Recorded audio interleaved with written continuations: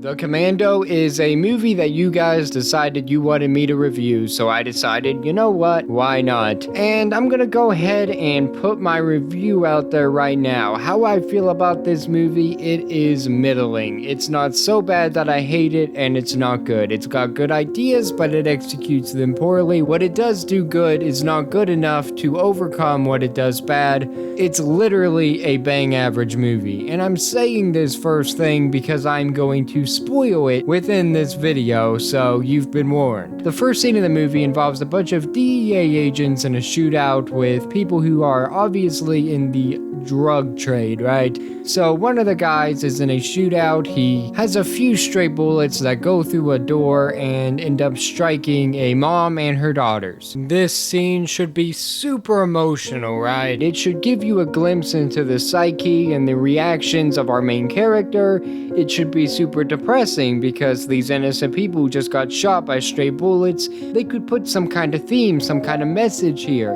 But even if they tried, which they do try, it all gets ruined because this girl who has a bullet hole in her head won't stop breathing. I cannot take it seriously.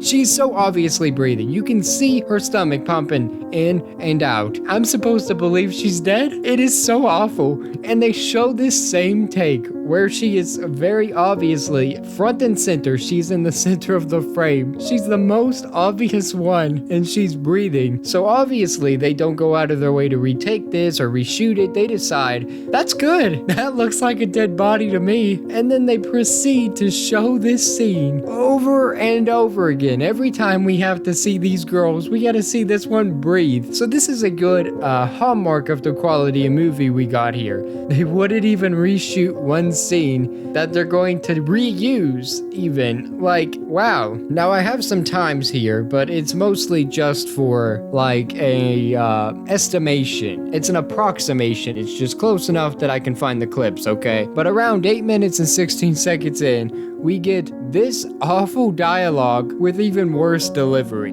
It is. I got it from a friend. She didn't need it anymore. And this girl, this is how she acts the entire movie. She was horribly miscast because her sister, the other girl, is actually a decent actress. She's doing a pretty good job and she has some really good emotional moments. So yeah, you're gonna see this a few times where there's people that are acting, the actors that are a part of the movie that just don't quite fit the role for one reason or another, and we're going to point it out. I'm not saying this girl is an awful actress, she might not be, but she's really not doing herself any favors here. Just 2 minutes and, I don't know, 40-some seconds later, we get this fight scene. So, all the fight scenes within this movie are hit or miss. There are some with some decent choreography, and then there are some, like the shootout scene at the beginning of the movie that has so many cuts it makes me want to throw myself off a bridge. This one isn't terrible, but again, it's wholly unrealistic, especially given the fact that you've got yourself somebody here that, I don't know, actually knows how to fight. Maybe if you put him up against somebody else that can, it wouldn't be so bad, but nope, they don't do that. They don't really do much with his ability to do action scenes whatsoever for the majority of this film. Once we make it to 11 minutes and 40-some seconds, we get an actual emotional moment with this guy, and it's actually a really good scene that they do absolutely nothing with whatsoever. It is completely pointless. You can cut it out, the movie's the same. But it is acted pretty well, and it's going to be one of the only scenes that you can actually hear when he speaks. Bad about his, I killed somebody's husband. His name was George, and he had 2 kids, and I took that away from him, and I'm sorry about it. Now, I don't know anything about Mickey Rourke when it comes to behind-the-scenes stuff, right? But we saw in that earlier scene that he can act. So why don't they just tell the man to speak up? I mean, come on, bro, you don't have to whisper the entire movie. It ruins 90% of the scenes that he's in because you can't freaking hear him. He is so much quieter than everyone else, and I'm not even sure if it's his fault because we'll get into it, but there is a very obvious audio problem when it comes to how this movie sounds. 12 minutes and 40 some seconds in, this is when we start tackling themes of PTSD. There's quite a few of these scenes sprinkled throughout the movie because, as we already covered, the DEA agent shot innocent people. He didn't mean to, total accident. Of course, it's gonna mess you up a little bit. Coming back from combat in general, it's really hard to adjust to civilian life because some people call it battle brain, but you still have that mindset that you had while you were in conflict. You're still very aware of everything around you. You're not well adjusted, let's put it that way. It is hard to just move on and try to live normally because you're not used to that. You're used to being in high stress, high conflict environments. But the themes of PTSD, although they handle some of it well, they end up just floundering it by the end. Again, they had a good idea here and they didn't completely ruin it, but they definitely didn't handle the execution as well as they should have. Once we make it to the 22-minute mark, somewhere around there, we get this really good shot here. I actually really like this, where it shows the differences between how the wife feels and how the husband is acting. He's over here talking and acting like everything is normal, but she's aware that it isn't, and it hurts her more to get pushed away and blocked out than it would if he just opened up to her, because she knows him and she knows something isn't right, and she feels kind of helpless. She doesn't know exactly what he has gone through, what he is feeling, what he is experiencing, and it's gotta be rough. But then they ruin it, of course they do, with some really shoddy dialogue right after. The first thing she says to him is something like, "You know, when I saw you after you came back, I didn't even recognize you." And I hate to tell you, woman, but if I wasn't feeling very good about myself or about a situation, you telling me that I seem, act, or look like a totally different person to you when you're supposed to be my rock, my comfort, somebody I go to in times of need, that is going to isolate me, that is going to alienate me from you. You're literally pointing out that I am different, that I'm not the person you know, that you don't recognize me. How is that supposed to be comforting in any way, shape, or form? They try to spruce it up and make it cutesy, and the dude's like, "Well, hi, my name's," and it's like, you just ruined anything you could have done with this, and now you're trying to make it all flirty. It doesn't work and it doesn't mesh well at all. I don't know who wrote the dialogue, but yeah, that's not how real life works, unless you're like a totally awful person. Then maybe you'll say that, I don't know.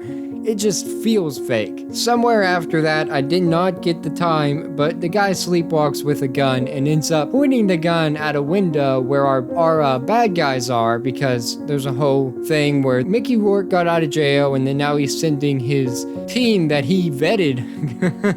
Yep, he personally said they can go, so all they do, we'll get to that later, okay? But he vetted them, sent them out, and they stand in this window, all three of them, stand and stare at this dude through the window, and they're like, "You think he can see us?" And it's so stupid, it is honestly dumb. It is one of the dumbest scenes in the entire movie.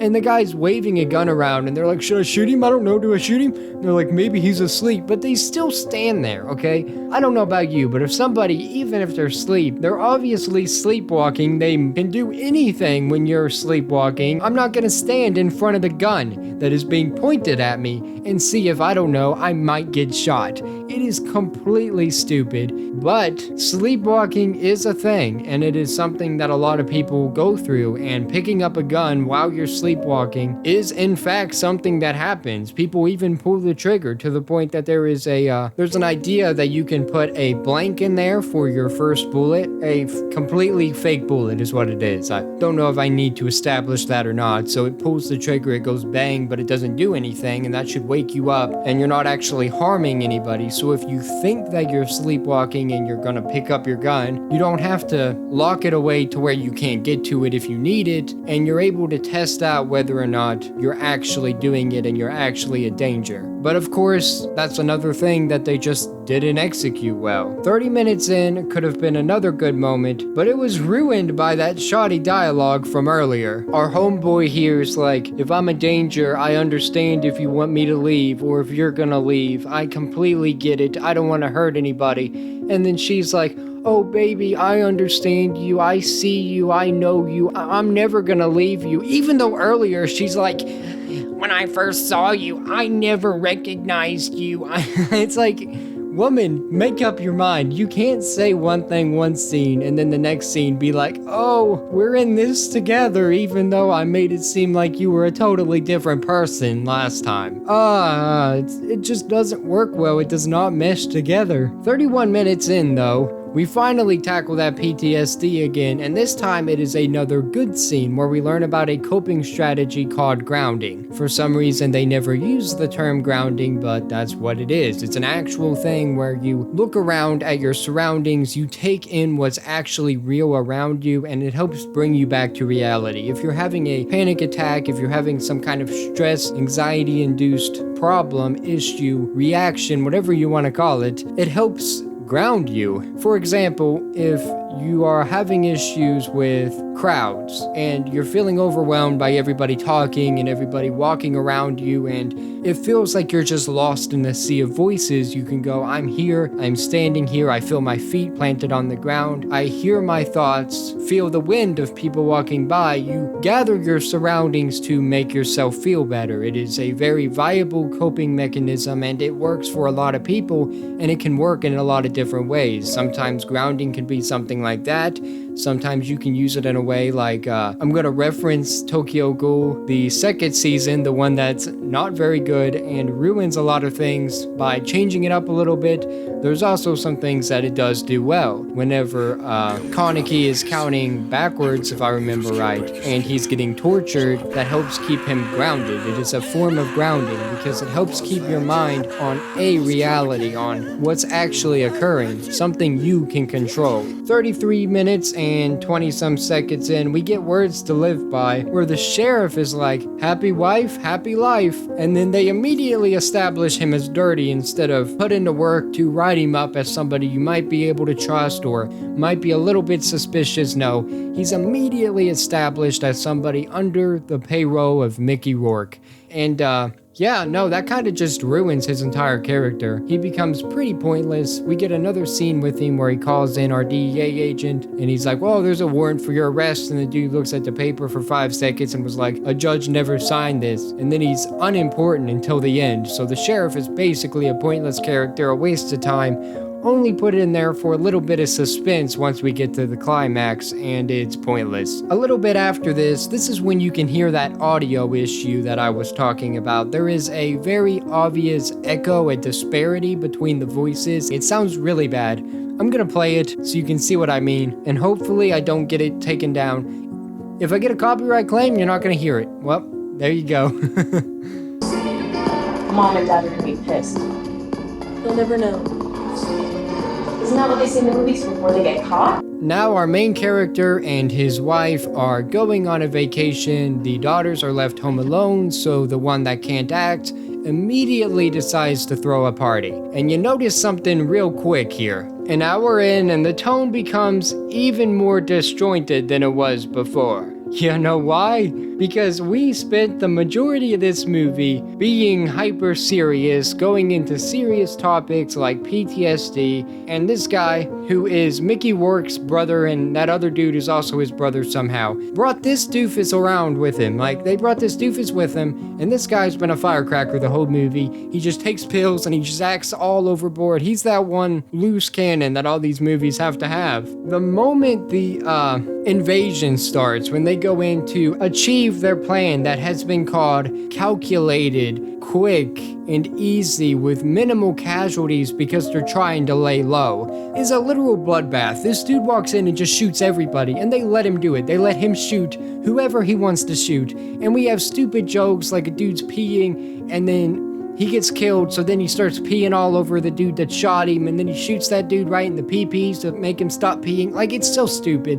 It breaks tension so fast. It completely kills every ounce of immersion. It turns into a cheesy slasher at the end when it was a more serious action movie. The other, I don't know, 75% of the movie, it was such a stupid decision. I don't know what happened here, but we keep this tone pretty steady until we randomly get serious again. Like, they go into horror for a moment when he drags one of the daughters out from underneath the bed in a actually really tense scene because the daughter that he does it to is the one that knows how to act. I don't know what they were going for. I have no idea what they were going for when they decided to make the tone such a disjointed, confusing mess. An hour and 4 minutes in, we get the worst parental response ever. They get a phone call from the daughter that was underneath the bed at that time, and she was crying, and then no, this was actually after she was dragged out, okay? She was crying, and she was like, "Daddy, please help me," and he didn't get to hear it until they got service, so it was a message on voicemail, and they're listening to it, and you hear your daughter crying in a very well-acted crying scene, like she sounds in distress, and the response is, "What do we do?" And they're still driving and acting on normal. What are we gonna do? Like, there's no emotion whatsoever. Listen, all right?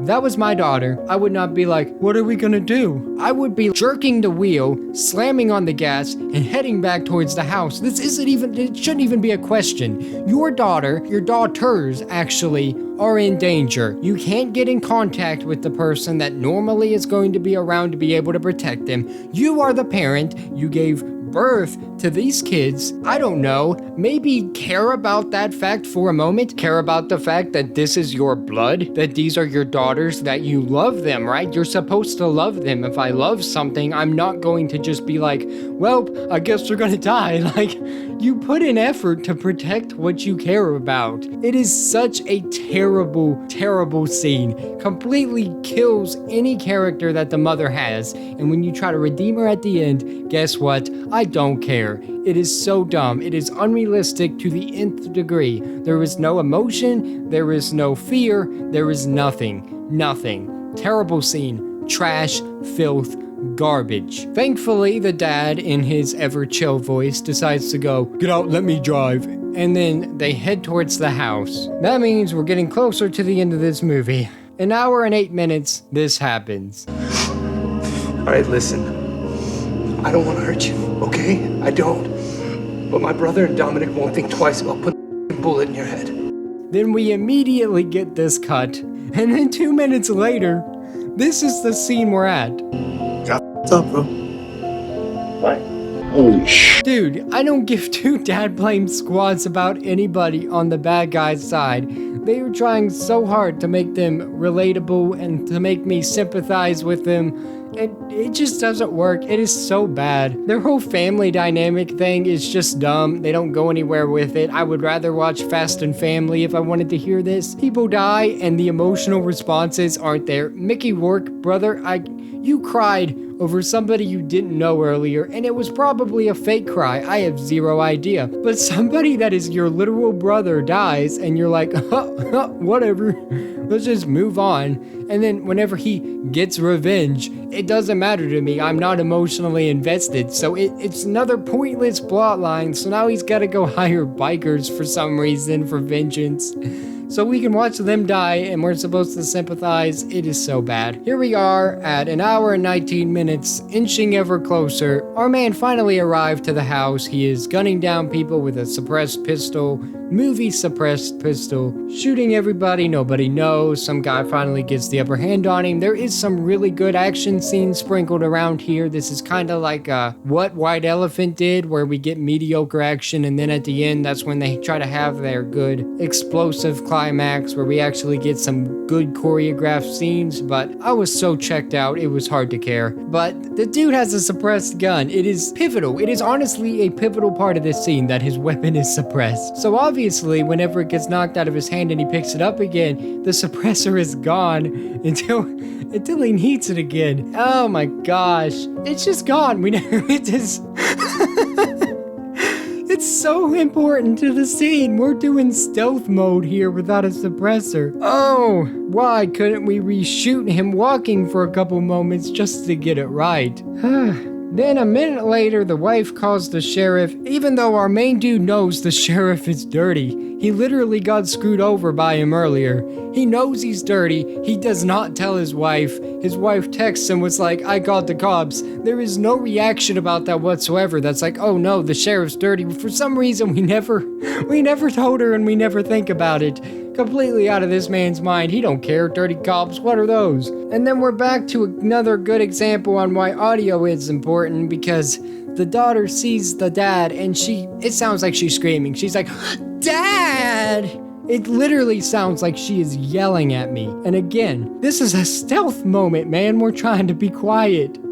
What are you doing? So she's either retarded and actually yelling, or the audio is just so awful that it sounds like she's yelling. But again, it kills it. It literally, oh my gosh, please let it be over. An hour and 22 minutes. We get a decent action scene with, actually no, screw it. In regards to this movie, we get a good action scene just so we can kill off this dude who is a biker, and he ends up being another dude's brother, so we can put more brotherly love in there where he's like, you killed my brother. It leads up to a scene where that dude's brother is holding the daughter that knows how to act hostage, and he's like, I'll blow her brains out, and he's doing his monologue. This is honestly a good scene with how it ends, only with how it ends. Other than that, it's another shoehorned, no, my brother thing. He's like, you killed my brother. The only difference me and you is I ain't got nothing to lose. And then he gets shot in the head, thank God. That's something that more movies need to do. Just shoot him. Like, oh, but their reflexes, they'll pull the trigger. Well, at least I won't have to listen to him, okay? You won't have to worry about your daughter anymore. I'm kidding. Actually, I like this daughter. If it was the other one, I would have been more okay with her accidentally getting her head blown off. But this one,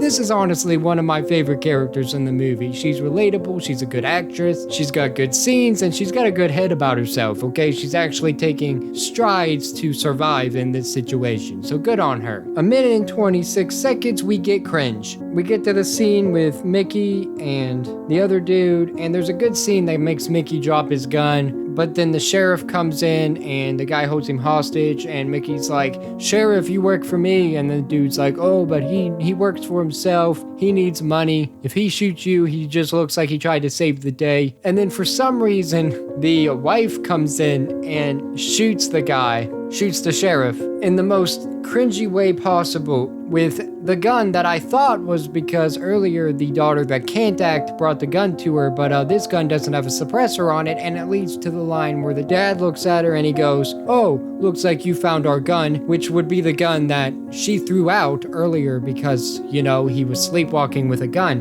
and she claimed not to have, which, if she randomly found it, that leaves such a gaping plot hole. It leaves the plot hole of what happened to the youngest daughter, what happened to the gun she was carrying. Now we've got a plot hole of how in God's green earth did we find a gun we literally admitted to throwing away. And it was all for that cringy line of, looks like you found our gun. And then the movie just ends. It's over. We don't know what happened to the people that may have survived. We don't know what happened to the bad guys. We don't know what's going to happen to the police department now. We don't know what happened to the youngest daughter. Again, she's just gone. Oh, but thankfully it's over. So that was unscripted. I was originally going to make a script, but then I just took notes and decided, screw it, I hate the movie, I don't want to script it. And I just ranted about it, so I know that was a little bit all over the place, but the movie's trash, so don't watch it. It's not so bad that I hate it. It is not complete garbage because there is some good parts, but man did they screw it over. Anyway, you requested this movie, brother, so I hope you see it.